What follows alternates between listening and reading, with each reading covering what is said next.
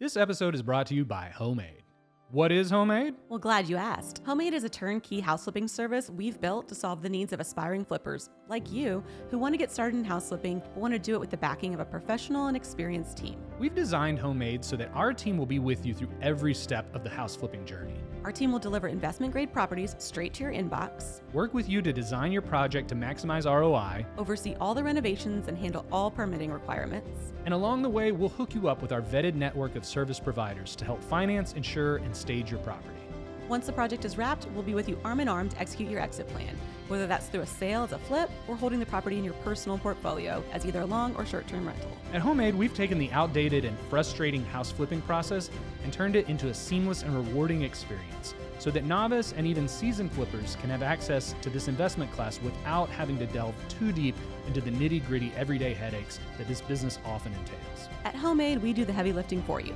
So if you've always wanted to flip a house, head on over to homemade.co to learn more about our platform and apply to work with us. That's homemade.co. Peace. Hey Flipsters, I'm Lauren. And I'm Lincoln, and we are happily married. But not to each other. Yeah, we're old friends from college, and we're flipping houses in the Austin, Texas area. And we're taking you along for the ride. Hey, what is up, y'all? Welcome back to the Austin Flipsters podcast. We are your hosts. I'm Lincoln. I'm Lauren. Hey, how's it going? Good. What's going on?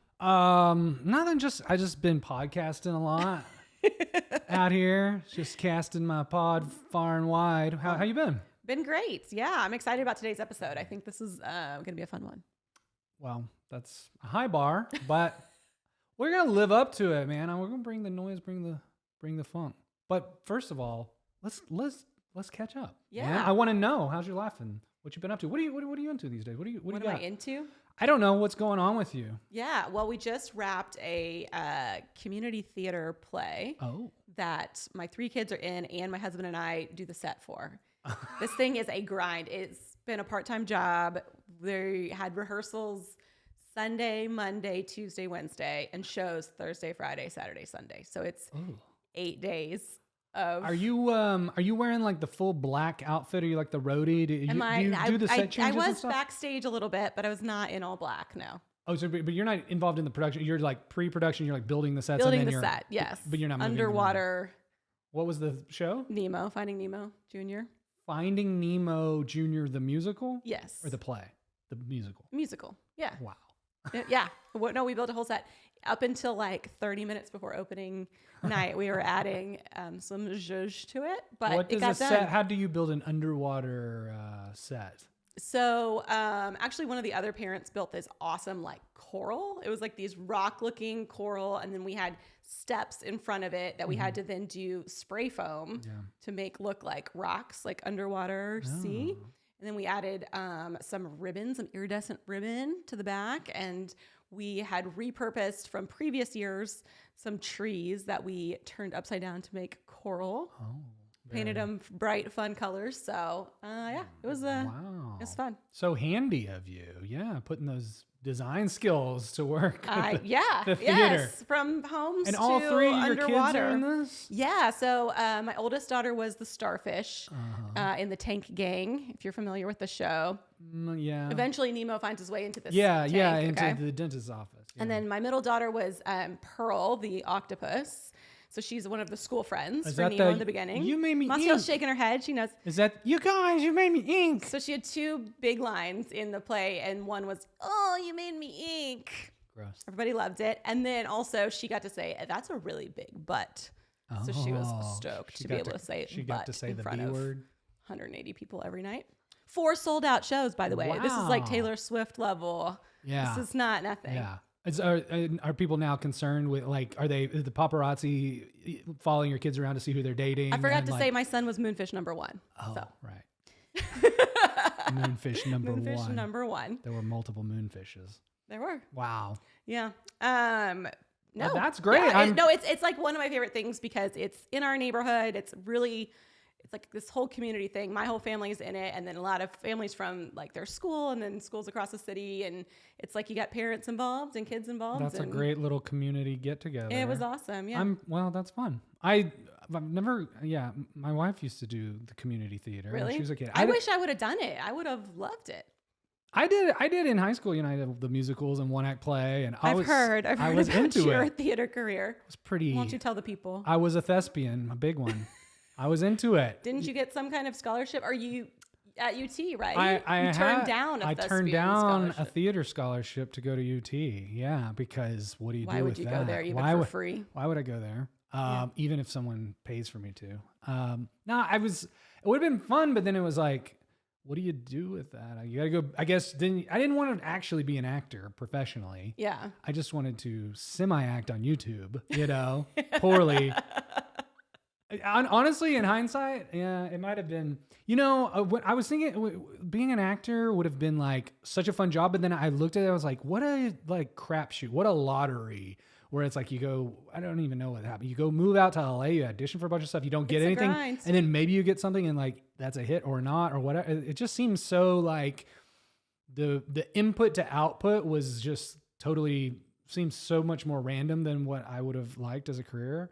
Yeah, a lot of judgment too, I would think. A lot of judgment. Lot of judgment. Nothing like YouTube. No judgment on YouTube whatsoever. Yeah. Well, I'm glad you found your part-time calling, your volunteer calling. That's fun. Yeah, it's fun. And we're already talking about next year what the play's going to be. Yeah. Well, speaking of entertainment or whatever, you got any shows you watching? What are you watching? So right now I'm into the Gilded Age on HBO. Okay. Yeah. Okay. I know I've tried to get you to watch this before. I did watch it. I did watch a few episodes. Couldn't get into it. So this is the Downton Abbey spinoff? It's the guy who wrote Downton Abbey, and then it's a spinoff of that. So it's like you see, these people are knockoffs of like the Vanderbilts, the Astors, and all these really wealthy people, They're late in New York, 1800s, in the 1800s. New York. Yeah. Old money versus new money. Totally. And they don't like the new money. Wow. Yeah. So they're not letting them get a box at the opera house. Scandal. So they built their own opera house. You spoiled some of that. Spoilers. Sorry. Oh my goodness. I actually started watching that this weekend. Okay, what'd you think? With my friend. It was good. I think I like Bridgerton a little bit better. Okay. Bridgerton. But I never watched really that good. one. But you gotta keep this is one of these shows where you gotta watch a few episodes to get into the characters. Yeah. And then the girl from Sex and the City is on it. I don't think she's very Cynthia good, though. Nixon. Cynthia Nixon. Yeah, she's terrible in it. She's really not great in this role. She's not believable in it. She doesn't have nearly as much sex as she did in the different time in New York. I couldn't get into. I got into Downton Abbey because part of it was just like the British accents that is so hoity-toity or whatever. I just couldn't. These people were not believable to me in the Gilded Age. I was just really. Yeah, I couldn't get into it. What was it? All the gold, all the bling, all the extra. I wonder what they would be like. Like, what's the equivalent today of these people? I guess Bezos going to space. Like, what? Who are? Like, what? I don't think. Elon? I know. Maybe I'm not trying to get into the old money circles, and like maybe that is more hoity-toity. But I feel like the old money versus new money, people don't care as much. If you got money, you got money, and I don't know. Maybe there's not as. I don't know. I bet there's certain. I'm just sure not in those circles. That's what I'm saying. I'm not in them, nor am I trying to be in them, nor do I care to be in them. Right. So maybe it's just I'm totally unaffected. But I'm glad you're into it. Yeah. I couldn't. Yeah. I love it. Was one of these I couldn't watch. Bridgerton was the same way. I watched a few, and I actually liked the concept of Bridgerton more. I was like, okay, modern-ish twist. I like the music, whatever. But at a certain point, it's there's only so much of that I can take. Okay, so what do you like? Enough of what you don't like. I've been watching a period piece as well lately on Apple TV. I've been watching Physical. Have you seen this? I sent you the trailer for this. I saw the trailer. It looks fun. It looked like something I'd watch. I'd watch that. You would watch this? Yeah. It's pretty good. It's like this women empowerment. Yeah, which I'm into. He's a jerk of a husband, and he evolves. Okay, he evolves over time. It's not so simple as jerk husband. The trailer definitely makes it yeah, and way. He starts out that way, but he's a complex human. Yeah, so it's like an 80s housewife mom who wants to start a career as like an aerobics instructor, build a aerobics empire. Is this like Jazzercise, or is this like based on a real thing, or no? No, it's not. I didn't know what it was going to be. I thought it was like maybe this is a Jane Fonda story or something like that. But no, it's like there's like characters. So it's like a Jane Fonda type. There's like a Richard Simmons type. Okay.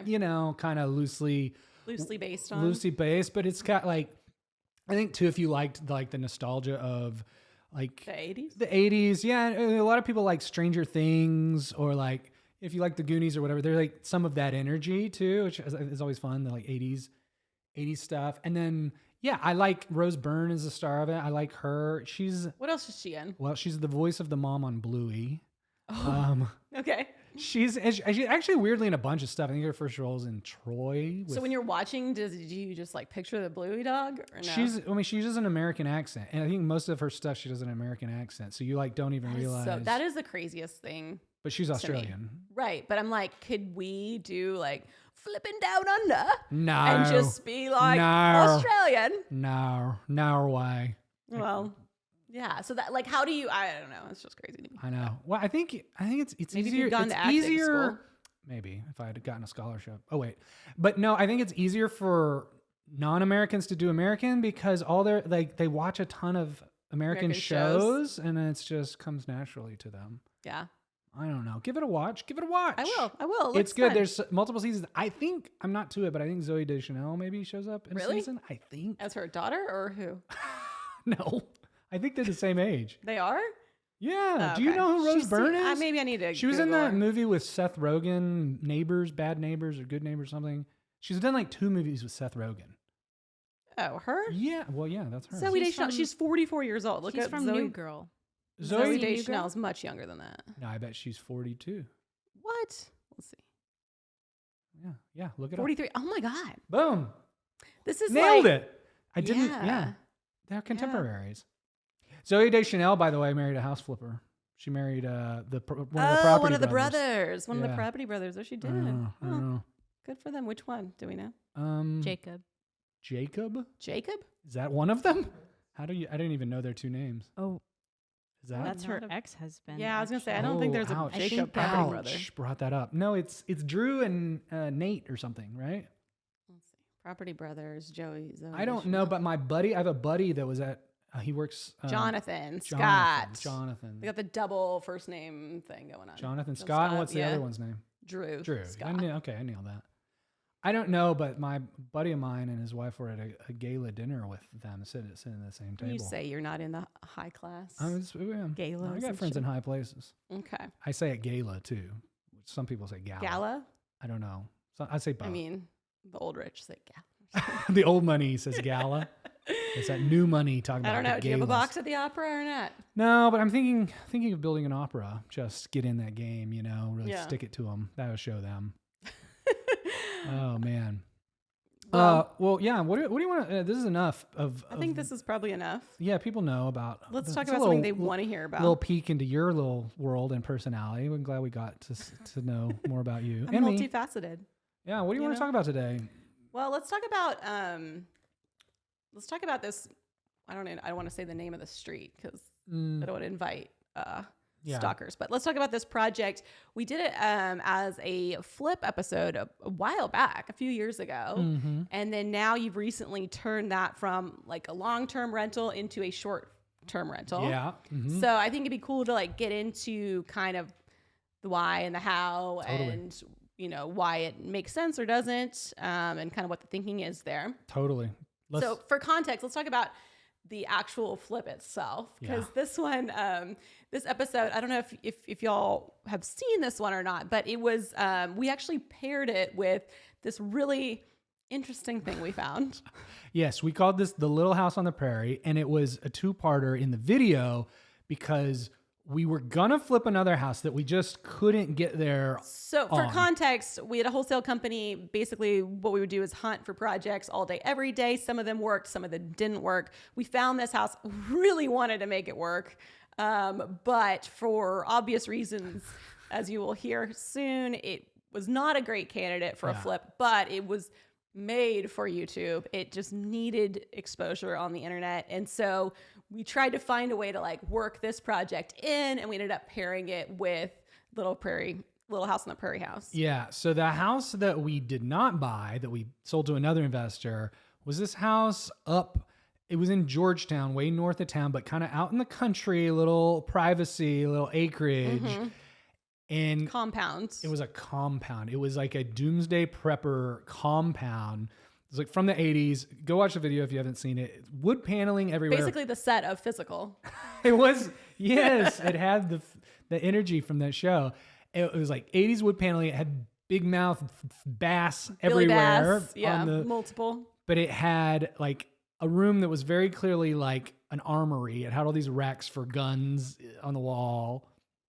And then in the backyard, buried was about I bet it was a 30 yard. Meters? What are we in England? Yeah. It's talking feet. Oh, wow. I'm more of a Downton Abbey kind of guy, but Australian? I if don't you know. must, we'll talk feet. It's yards. A meter and a yard are pretty close for those of you who don't know. I'd say it was a 30-yard long underground subterranean gun range. Yes. At this house. It was so creepy. It was the creepiest thing. You would like walk, it was like this little shed building, like a garage almost. Yeah. And you would walk in and then there was this door and you open the door and it was steps down like into a basement dungeon situation. It was like Silence of the Lambs, Wild Bill, like what is down here. And you get down to the bottom and as he was mentioning, I like to think in feet. It was probably like 100 feet, 200 feet. Down to the end where there's like a target for shooting practice. And the target was lit up at the end of it. So it had these windows like to the ground. Mm-hmm. Yeah, it had like a skylight down there. So it was this long, dark corridor. And at the end, these targets. And we walked down it. And the spookiest thing was like, it was pitch black down there. The electricity was off. And when you get to the end of the gun range and then you turn and look back behind you. There's doors that close too. So it was like the eeriest feeling because you were like, I could not escape. There is no way out of this place. If someone were to trap you down here, it was so creepy and totally unexpected. You don't think you're gonna just like run into that. And so, very specific buyer. Yeah, and it was crazy too. So I feel like we should do like maybe a well check on whoever ended up buying that property. It's definitely like a Dateline. Like it was. Turns out it had solar panels. Like it was. They were like prepping. And what was crazy is we went and we toured and we walked down that and came back out, and as we were coming back up out of the gun range, we were like walking back to our cars where we parked out front, and these guys pulled up. Oh yeah, forgot about this. Got out of the car, and this is a common theme. This happened to us on the last people episode. People just surprising us when we're filming. These guys showed up, got out of their cars, and they were decked out in guns. They had rifles and pistols everywhere, and we were like. Once again, we have a YouTube channel. We were like, can we help you? And they were looking at us and they were like, what are you doing here? Yeah. Turns out they had like, it was a club. There was membership. Remember? They were like, they would go down and shoot. Like it was the prior owner. He had died and his son got the property.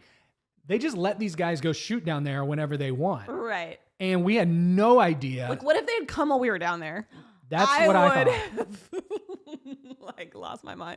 They probably would have shot us. They probably would have thought we were trespassing.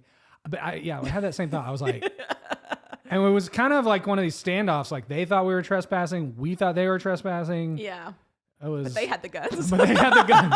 We just had a camera. Yeah. Oh man. Yeah. Okay. So for obvious reasons, we didn't do that house.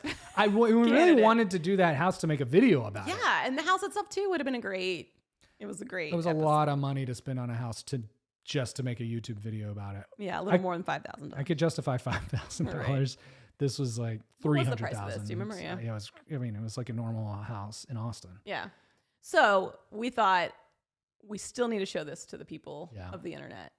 So we did, and we kind of got like two property tours for one in that episode. Yeah, we did a little bit about switch, bringing us to this current property, which this one was kind of the polar opposite of that, right? Like it was needed updating, yes, but it was mostly cosmetic stuff. And walk us through the thought process there, because we really limited our flip budget to like $20,000. It was the first one was the perfect YouTube video.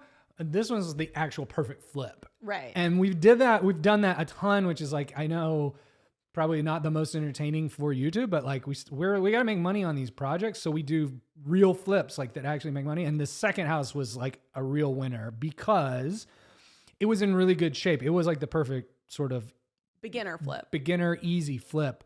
I think basically all we really ended up doing was mostly cosmetic stuff. We didn't touch the HVAC. We didn't have to do plumbing, electrical, roof. Like we swapped the flooring. Scraped popcorn. Scraped the popcorn ceilings. Took out the mauve carpet. I forgot about that carpet till I rewatched this There's episode. maroon mauve carpet that was Mauve. disgusting. We ripped out all the carpets. We just did like laminate LVP flooring throughout the house. And we did a lot with paint, right? Yes. Because that's some advice that we give often, which is, you know, paint is a very affordable way to make a high impact design wise, and without costing a ton. But we also wanted to make it interesting for the video, so we kind of went above and beyond. We did a feature wall, which we staged as a nursery. We did kind of this ombre paint on the exterior. That was polarizing. That was an experiment. Yeah, we originally, there was like a Pinterest board that had like these like racing stripes for the siding when you have like horizontal siding, but this had horizontal siding, but that was scalloped. Yeah, and we tried it and it looked. We had to do it twice, right? The Exactly. first time was like, It was a fail. what's it called? It's like Pinterest, and then like Yeah. there's a name for that. I forget. What is it called when you Pinterest fail, maybe. It's just Expectation versus reality. yeah. It was very like Instagram versus reality. It was like No, there's a name for it. Wow, There's we're drawing a something. blank on it, but we tried it. It was a Pinterest fail. right. And then we redid it and we painted it in a ombre, sort of from like a light color to dark color on each row. And that worked, right? Yeah, it was cool. It was cool. You didn't love it? I didn't love it, but I loved it. I'm curious. Well, we'll get into it, I guess. But the internet mixed on the ombre paint. It was kind of when ombre hair also was in. Yeah. Very in. So, you know. I thought it needed something because like this whole neighborhood, it was obviously the same developer and all the houses had this scalloped siding. And I just, to be honest, I thought it looked so cheesy in this area. You know what I mean? And I thought like making it a feature versus like just trying to hide it. I thought it worked better than just painting it a single color. Yeah. I'll say that. And we had the people vote on it on Instagram. Yeah, and they you know. So if you're watching people never this, lead us astray for sure. that people chose it. And then the other people chose to comment about how they hated it. Yeah, we get all the time. Why do you just paint it white? Blah blah blah. And then the one time we don't paint something white, they're like, "Oh, you should have just painted it white. What are you thinking?" Yeah, I know. Can't- One thing we did get a lot of comments of, and I can't help but agree with the commenters, Okay. was the bed frame in front of the window in the primary bedroom. Mm. Very, very. It was weird. evokes some feelings. So people had a lot of thoughts. We put a very large headboard It was the wrong choice. Well, no. And we'll get into why we used the furniture we used, but like, Yeah, it was not the wrong choice. It was our only choice. true. So what happened on this one is we kept it as a rental property, which we'll talk about how and why. But for YouTube, like when we flip a house, we stage it, right? And we have a stager that we work with that comes in, puts And what is staging? For those of you who don't know, staging is just the temporary furniture that you put in the house to give potential buyers a feel for what it looks like with furniture. So they It feels more like a home. It also, the reason that we do staging is it really draws your eye to the staging rather than any kind of imperfections that may or may not be there. People, when you walk into a blank space, all you can look at is like, oh, is this, look at the ceiling. Did they miss any popcorn, et cetera? Yeah. When you walk in and there's furniture, you can really imagine yourself in this house. And Yeah. and buying a house is an emotional experience. And so Totally. you want to like connect, and you want future buyers to be able to see themselves in the property. Totally. So we stage all the houses that we're going to sell. But if you're going to rent out a house, you don't do that typically. You could stage a house for rental, but typically you don't. You put up for rent.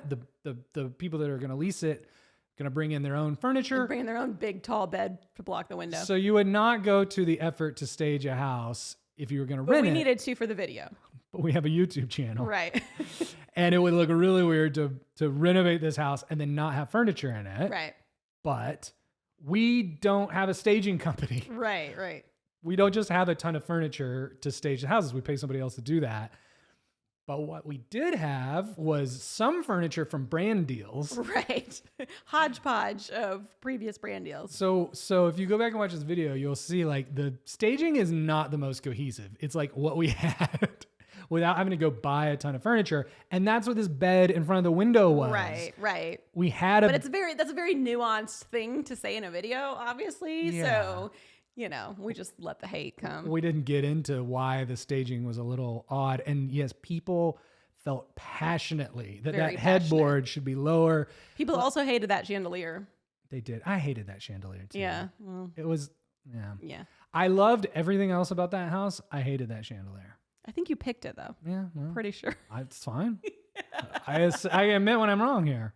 Sometimes you swing and you miss. But I stand by every other light fixture in that house. Well, okay, so let's talk about that, because part of, the thought process going in was this is going to be a rental. And so we kind of approached the renovation differently, right, than you would if you're going to flip it. Yep. And so let's talk about sort of the value engineer flip that we did on this one. Totally. I think, if you're going to keep something as a rental, like a couple factors that you got to remember is, one, it's not somebody's forever house, right? So they're less particular. They're less particular about it.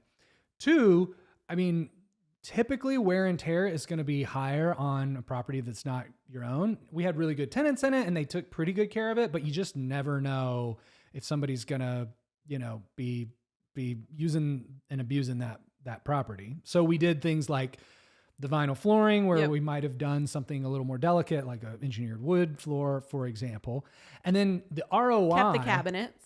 Yes, exactly. We kept the cabinets because the ROI on that, you got to remember, you're not going to get paid back in one big lump at the end. Like you've got to amortize that investment over time. So keeping things like the cabinets is a huge money saver.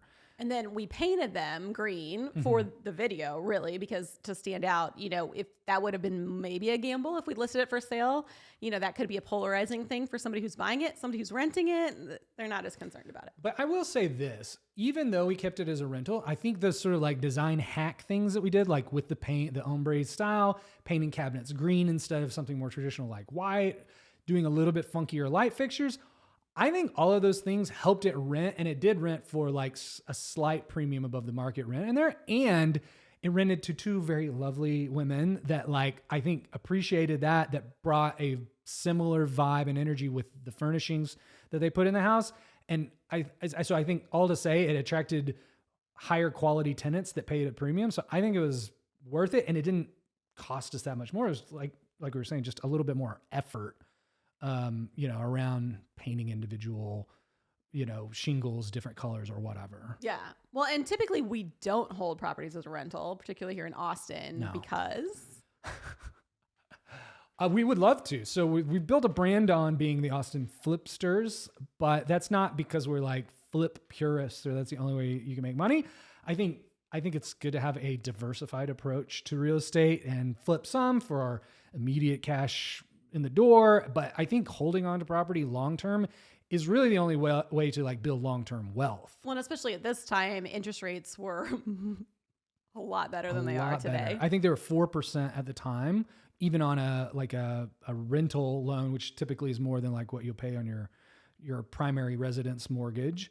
And so, we were trying to get our hands on as many long-term rentals as possible to be able to build up a portfolio because at some point you may want to go on vacation or stop flipping. As soon as you stop flipping, the income stops coming in, right? Versus long-term rental, it's going to be coming in. Mailbox money. And, you can also, you've got more flexibility. You could take a break and then come back to it or whatever.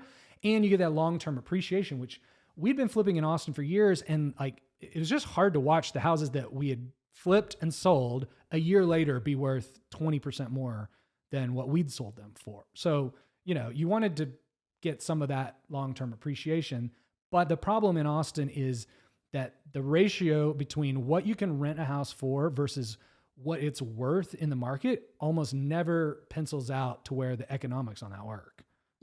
So in other words, sorry, I didn't explain that very concisely. Yeah. So in layman's terms, you can basically make more money selling it now because rents haven't gone up as quickly as home prices have. Yeah. And typically in Austin, if you were going to put a mortgage on a rental property like that, typically the rent that you get from renting out that property doesn't even cover your mortgage and holding costs for the property. So you're losing. Because the house is worth so much. Exactly. Right. Exactly. So you've got a mortgage that's so big because the house is worth so much that isn't supported by your rental income. So typically in Austin, the rentals that you see are people that have owned the house for a very long time. So they have a much smaller mortgage to where that it works. It works for them. But if they were to go out and sell that house, they'd sell it for way more than the mortgage that they've got on it. So typically it's landlords that they don't really need the money. They're holding on to it for long-term appreciation, maybe a little bit of cash flow,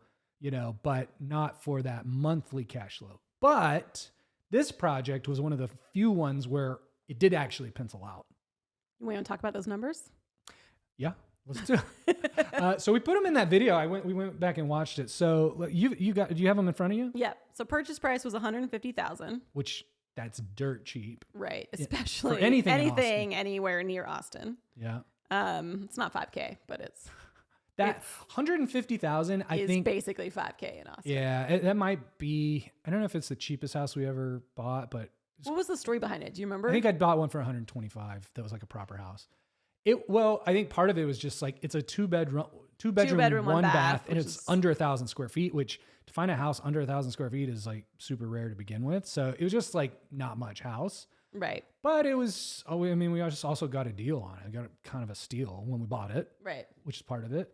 It was just one of these. You kiss a ton of frogs trying to find properties and making a lot of offers, and finally got one accepted. And yeah, I don't know, made a ton of sense. Yeah, as we mentioned, really light rehab on this one, mostly paint, scrape ceilings, replaced floors, but with vinyl, so it was like very affordable. $20,000 rehab, so all in at $170,000. As you mentioned, rates were at 4% back then. So basically, total monthly expenses on the property is around $1,200. Yeah, so? I think we broke it out into the principal, interest, taxes, and insurance, the PITI, right?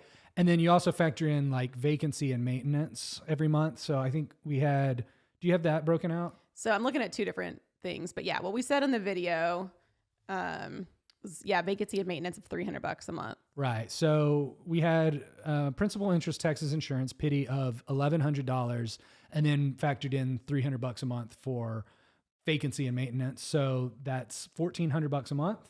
Basically, you had projected $1,600 in rent, but as you mentioned, you actually got a premium, $1,750. Yeah. So actually, we rented it out for 3 years to the same ladies. Well, one lady for 3 years that had a couple of different roommates, and I think we bumped rent by $50 each year. So I think the first year it was rented for $1,650 a month, then $1,700, and then $1,750 is what we ended at. So. Okay. That was pretty good. And maintenance on it was not too crazy, except we had to put a new roof on it. Yeah. But didn't you go with a metal on this one? Yeah, we went with a metal roof on this because the roof was in good condition when we bought it, but there was a big hailstorm. So it was an insurance claim.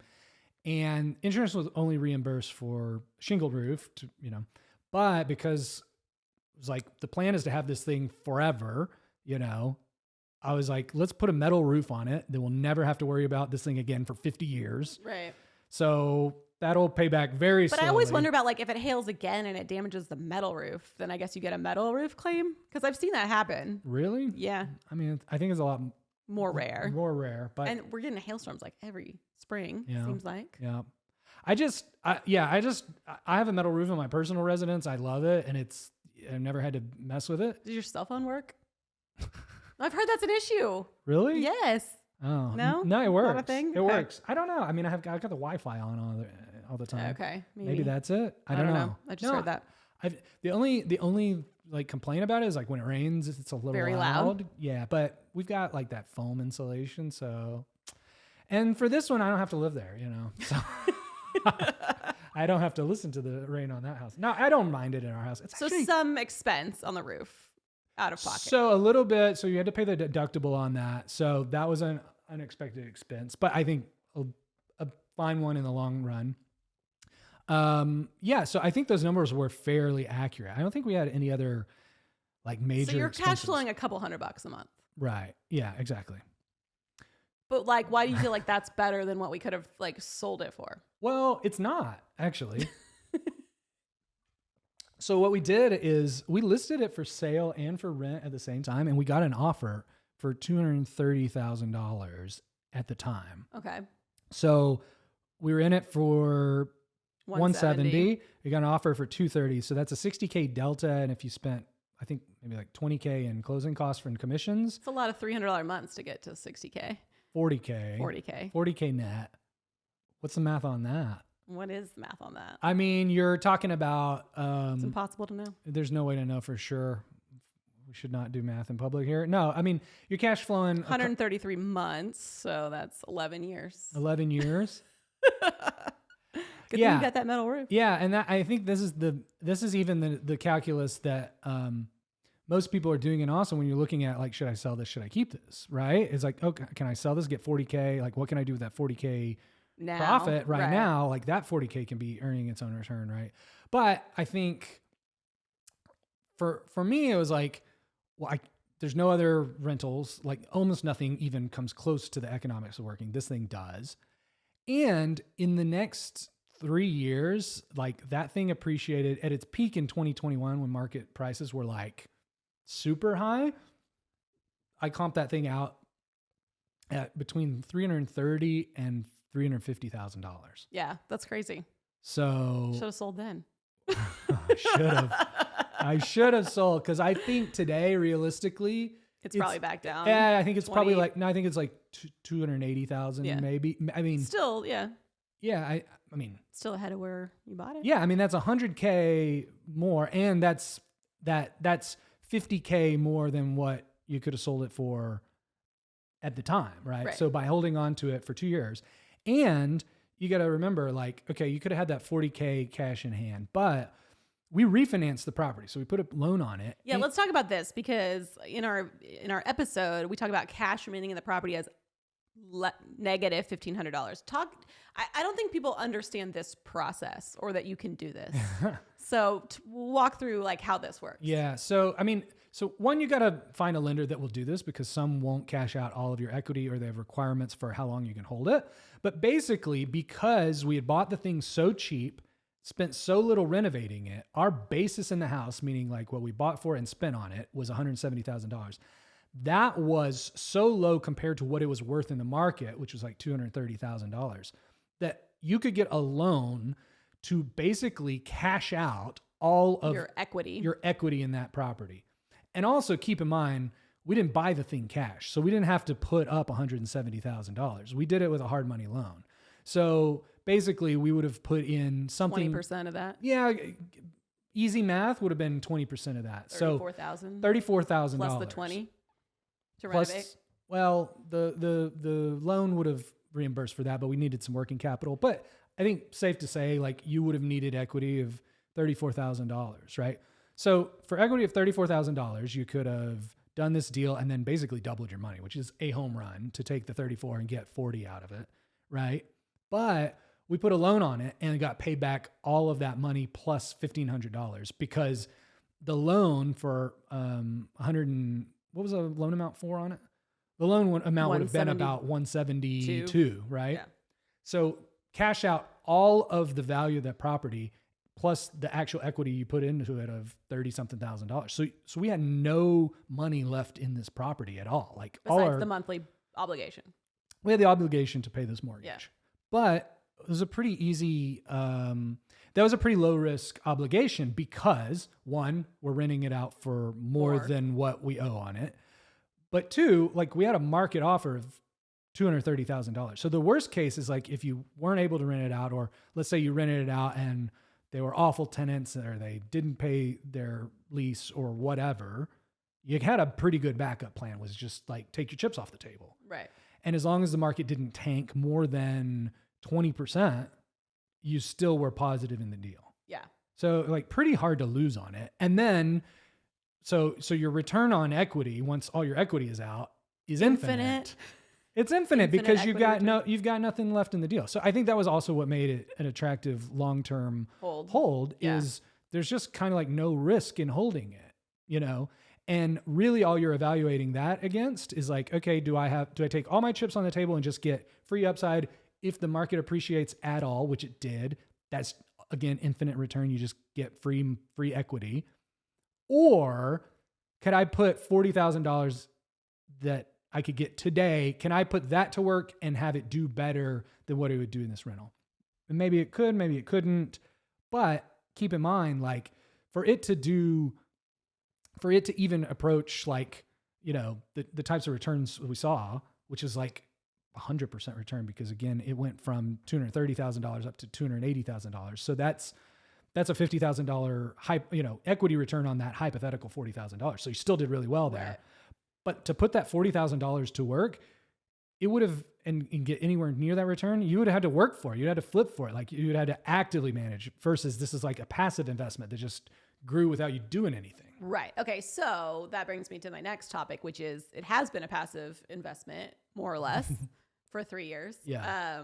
Why go through the trouble of turning that into a short-term rental at this point? Oh man, great question. Well, I think, first of all, it's not no real estate investment is like actually a passive investment if you own it directly. I think, if you want to put your money in a REIT or like something, a limited partnership where someone else is actually managing for you, you can consider that passive. But even a long-term rental, like there's work to be done. Like you've got to find the tenants, you've got to manage the property, you got to make sure they're, cutting the lawn, they're paying their utility bills. And then like with our tenants, they were mostly lovely people until at one point the roommates had a falling out, and fun. Yeah, one of them wanted to basically break the lease, and they wanted me to be the arbiter of who was in the right and wrong. And I was like, ladies, I am not your Judge Judy. I am not Judge Judy. That would be a fun show. I'm not your friend. I'm not your arbiter. I'm not your dad. I'm staying out of this. You're both on the lease, so you need to pay this rent. You're both obligated to do it, and you need to figure out like what happens if you don't. And I had to say that several times to them, but ultimately they did figure it out. One of them found another roommate to come in and live, and they handled it well. But like, I had to get involved, and so it's not a passive thing to begin with. So I think that's number one, which is like it's going to be work regardless. But then, I think it was really interesting is like, we've built up a portfolio of short-term rentals around the Austin area.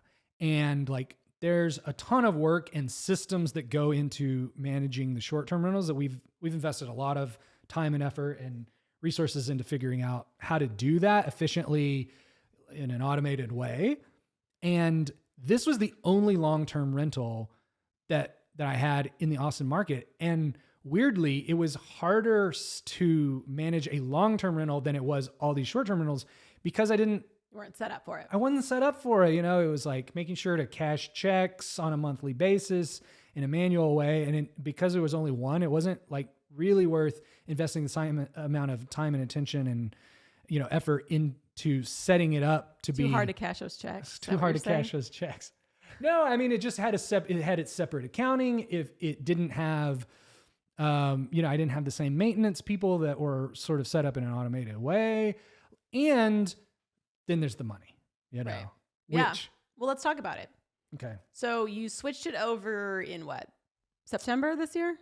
Yeah, September of 2023. Okay. How's it doing? It's doing good. So we set it up as a short-term rental. And for context, we rented out to those three girls, like I said, for $1,650, $1,700, and $1,750 a month. And the short-term rental income on it was in its first month in October, it did $2,600 in that month, and it did $2,800 the next month. So it's like $1,000, $1,200 more per month in income. Now, like I said, there is more work to managing the short-term rental, and there's more vacancy risk. How many bookings is that a month? Like, what are you charging a night? Yeah. So the nightly rate on it, I have set up to be priced dynamically. So like it fluctuates up and down based on like demand and vacancy and what other rentals in the area are charging. But I would say on average, it's like $150 a night, maybe like $200 for, which is a good deal for its 2-bedroom. I mean, that's the thing too, is like, this was not a great layout for selling because it is a 2-1, which is really awkward. People want a primary suite, especially. Yep. and or 3-2 at a kind of a minimum, or 2-2 at a minimum. Right. So this does work well as a short-term rental, probably better than even as a long-term or selling, because you're just on vacation. It's not a big deal. Right. Exactly. Yeah. I think that was probably one of the friction points why the tenants ultimately moved out, is they were sharing a bathroom in there. Yeah. No wonder they're getting roommate divorced. I wouldn't to do that. Single sink too. It was a single. It was not even a double vanity in there. Yeah. So, but yeah, to your point, I think it works as a short-term rental, and like that's a very competitive rate for like what you would spend as on At a a hotel. hotel. Oh my gosh, hotels are outrageous. Yeah. These days. Yeah, but you know how many guests that is? It's probably like 1 to 2 a week. And actually, I got pretty immediately. I got somebody that rented it for like 3 weeks. Oh wow. Chunk. Yeah, and that's the other thing that like surprises me about this one, because it is in Round Rock. It's North Austin. It's not like a super touristy area. Yeah, it's not. It's just surprising to me the demand that there is for Airbnbs in general, I guess. Yeah, it's interesting. People will tell you like, hey, why they're in town. And it's like, hey, I'm in town for work. Hey, I'm in town visiting my kids. Hey, we just wanted to see Austin, and they don't want to be in the like touristy. It's that ombre, I think. And they love the ombre paint on the exterior of this thing. Feeling it. And they love the chandelier in the primary bedroom, even though we hate it. Yeah. Just kidding. But I think, it's people stay. I don't think Airbnb works everywhere. Like, I don't think it works in super rural areas that there's not like a natural draw for state park or something like that. But in big metro cities, like it definitely can work, because people are just coming. Like if you drove to Round Rock on I-35, like you would see there's tons of hotels up there. Like there's Outlet Mall. There's an outlet mall. There's Kalahari. I mean, to stay at Kalahari, you're spending $1,000. Exactly. So Exactly. Yeah. So you never really know why. And like I've got short-term rentals like from down closer to San Antonio all the way up north, and like they rent. People are coming to the area. It's a thriving area. So. So okay, let's talk about the extra. So you're making about $1,000 a month more, give or take. What is sort of your calculation point and when that becomes worth it? Because I know there's plenty of startup costs associated with being Airbnb. You've got to furnish the place. You've got to, market it. You got to spend your time getting the listing ready, taking photos, totally, etc. Like, what's sort of your calculation for when it makes sense? Well, I think you got to factor in a few things. So like that $2,600, $2,800. It doesn't factor in a few things, which is basically like the ongoing, like your toiletries, your soaps and shampoos. You provide soaps and shampoos? Of course. Where you've been staying that's not providing you those things. Yeah, I guess so. You have to bring your own when you stay at an Airbnb. That is like... I guess I just don't... I don't stay in a ton of Airbnbs. I mean, it's basically hotel amenities like that. I also provide like coffee and a few just basic stuff. Do you have a welcome basket? No, because... Oh, you should. Yeah, I don't know. That... Again, like my thing is like I want it to be highly automated, and a welcome basket is like something you would need to set up every time, or you need your cleaner to like, you need to have a bunch of them prepped for them to like bring in every time. And maybe I'm just not a good enough Airbnb host. I think that would wow people, but like it's not, I don't know, it's not expected, and it's not something that I want to put the effort into. Yeah. But basically you've got those ongoing expenses, which are pretty minimal, and they may be, I don't know, $100 a month. Like it's nothing outrageous, right? So I think part of your calculus of like, is this worth it? Shave that number down a little bit. I think your maintenance may go up a bit just because like they're not taking care of it or whatever.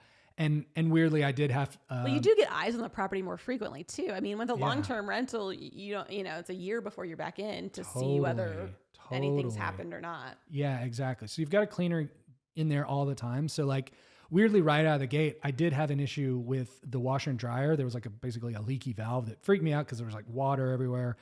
It was like $100 fix, so nothing crazy.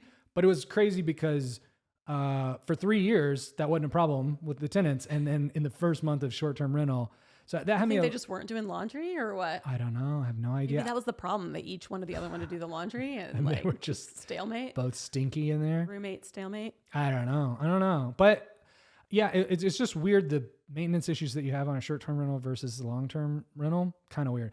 But I think you got to factor in, okay, so like what is the true delta between what I'm going to make in income from a short-term rental versus a long-term rental. In this case, it was like $1,000 a month. I thought pretty consistently that you'd get more by doing the short-term rental.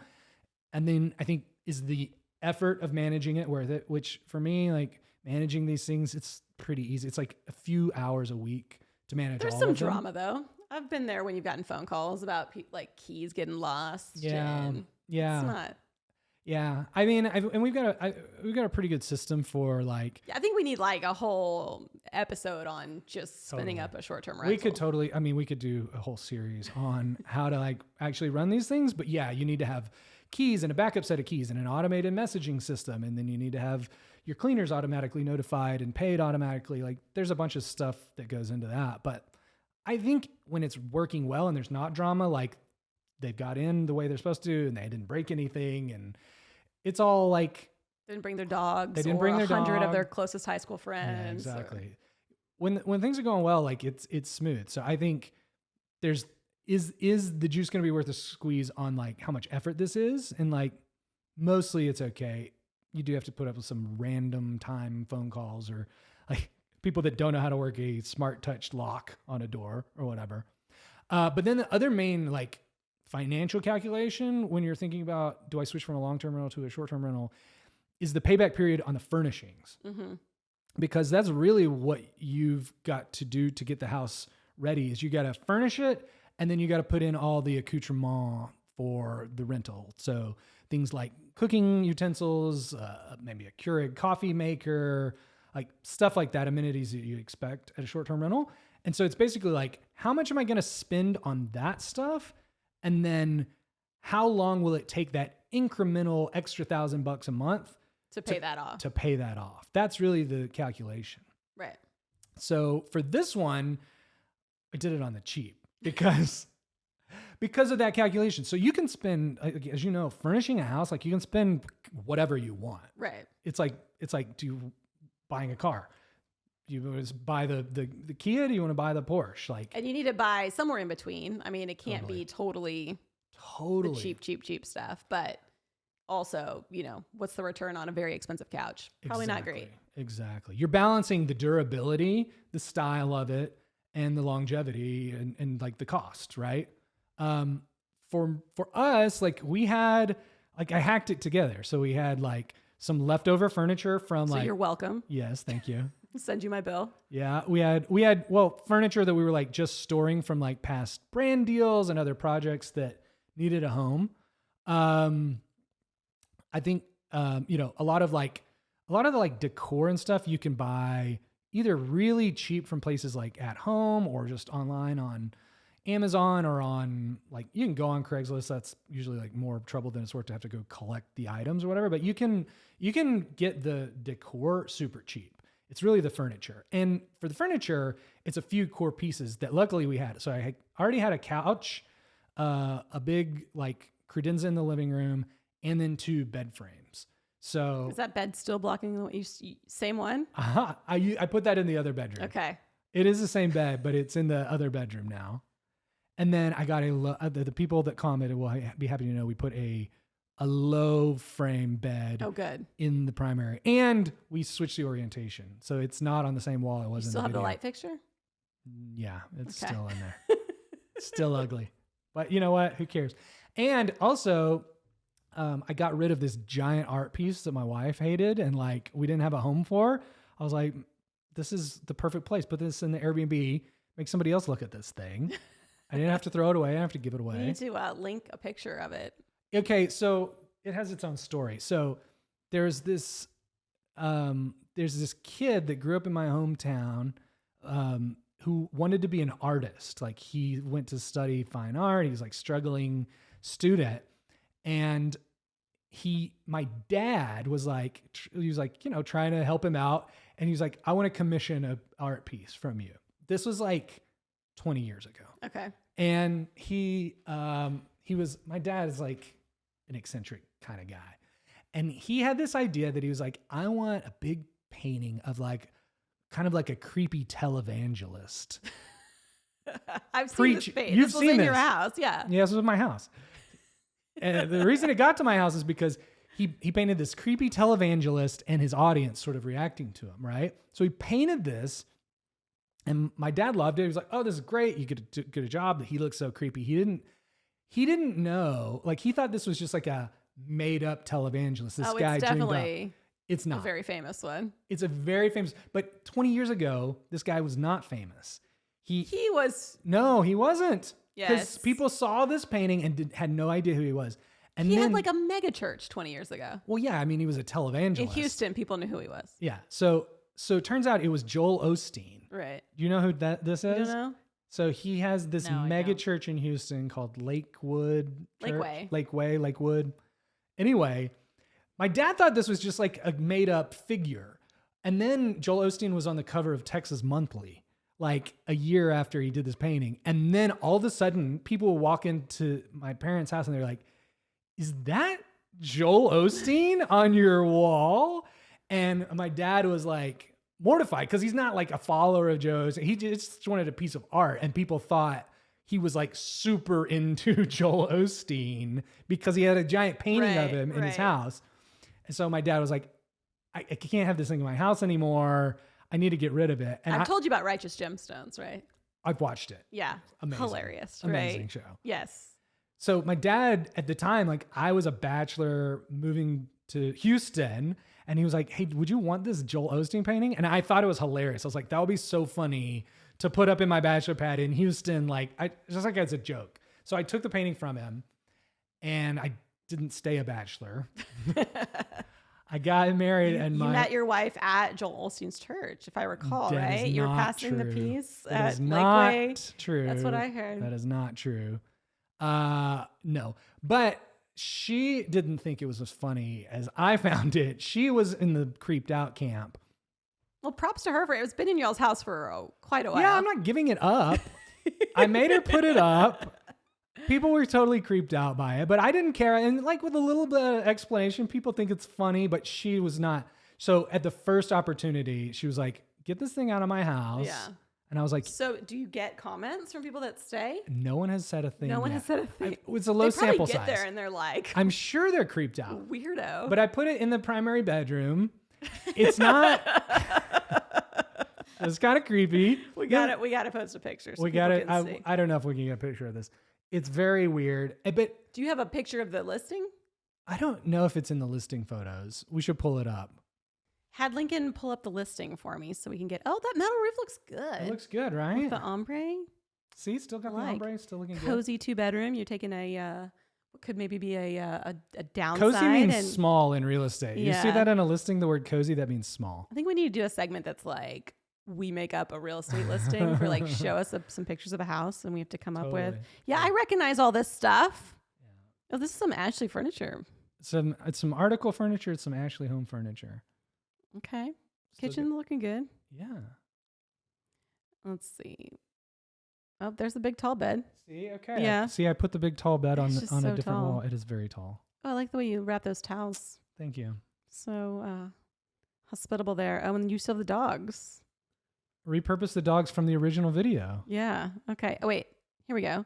Oh, it's two separate paintings. It's three separate him- paintings. 3. So it's him, and he's huge, and then it's Okay. 2 separate paintings of his audience members. Look at this lady. So we She named is them. straight out So of we named all Sally the characters. Jesse Raphael. No. So we named them. That's Hillary Clinton, right? Yeah, yeah. You've got Hillary Clinton. That's that? Chevy Chase. Chevy Chase. I think You've it got looks like Clay Barbara Travis. Barbara Bush behind Chevy Chase. Okay. It's Abraham Lincoln. Who is this? No, that is Harry Potter. Okay. Who is this? Oh, this lady's who's That's devout. Condoleezza Rice. Really? Okay. Yeah. Well, I mean, not don't- really, but we had to come up with names for all these people because Right. we're staring at them all the time. Okay. Well, we got the one wall that doesn't have. We don't see Joel. Oh, we don't see him? Yeah, okay. He's intentionally left out because he's so huge. Creepy. I'll get a picture. I'll put in a picture. $115 a night. It's a deal. I know, Come a deal. right? Cool. Let me see if I got any on my phone. I don't think I do. It's a but guest favorite. Thank you. Wow. 5-star. 5 Yeah, reviews. people are loving Can it. we read the reviews? Let's see what they Oh say. gosh. I don't know. Just perfect for our short stay. Very nice. Very clean. Nice furniture. Nice. Great host.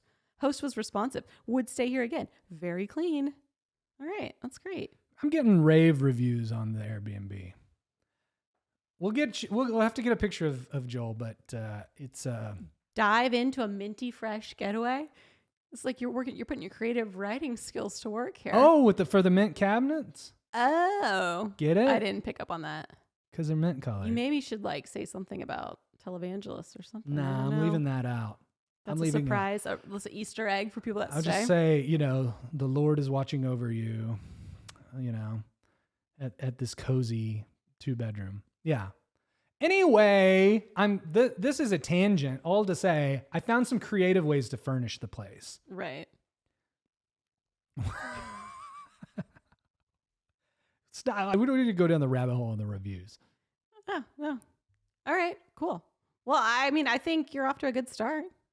Yeah. What happens? What's like your, So what if, people get creeped out by Joel and all of a sudden they're leaving bad reviews and it doesn't perform as well? At what point do you flip it back to a long term? Do you sell it? What's your thoughts? Oh, so a couple other things. So like, I think the other key consideration is like, it's easier and cheaper to get financing for a long-term rental than a short-term rental. Oh, okay. Yeah. So talk about that because it's basically smart to keep it as a long-term first. Exactly. So I got a loan on it as a long-term rental. And like what they want to see to do a loan on that is they want to see that you've got a lease teed up, that there's going to be a tenant.